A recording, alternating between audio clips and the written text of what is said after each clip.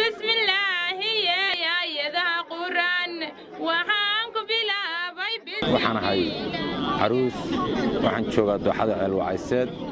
ee deegaanka degmada Garowe awalow بسم الله يا يدا قران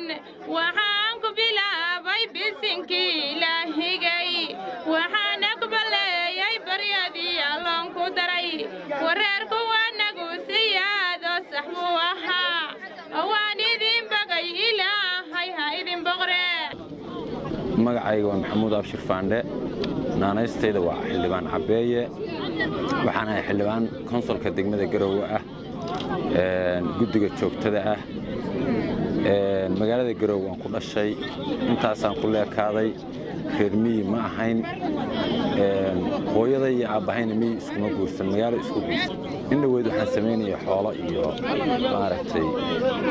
waxaan ku jiray dadaalka miyiga waxaan sameeyay xoolo noocyadu kala duwan yihiin waxaan guursaday gabar reer miyi ah waxaan caawa ku dhisnay dooxada Alwacayseed sidaan hore idinku sheegayba geelu waa hadduu hawd ku dhalo wahali yalaano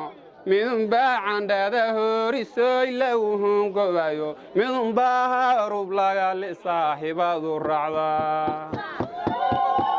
dumarkuna hareedhaasarey halalaaclayano waxaa timaha loo heegayaa wahawiya guro biti gabareeye gabdha birimadoodii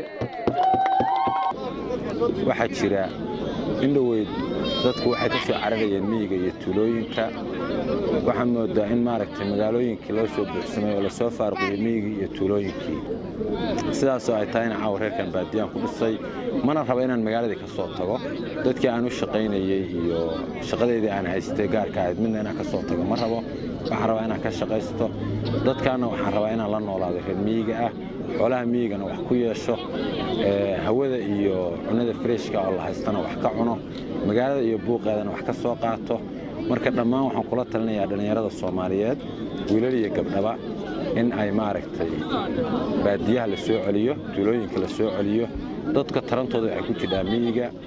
xoolaha iyo nafaca aan ku cunno magaalada waxay ka yimaadaan miyiga marka aniga idinkoo iga wada caqli badan oo iga wada aqoon badan waxaan idin xasuusinayaa mar labaad iyo mar saddexaadba inaan kor u qaadno kobcinta iyo dhaqanka Soomaaliyeed aroosyada maalmahan waa ka maagan jiray aroosyada maalmahan waa ka maagan jiray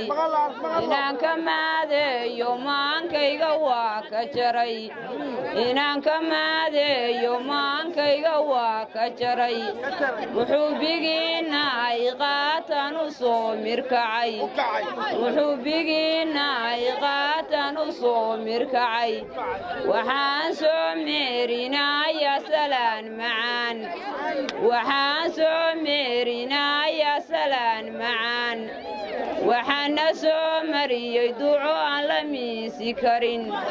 idinku maageeriyey rabbigii macbuuda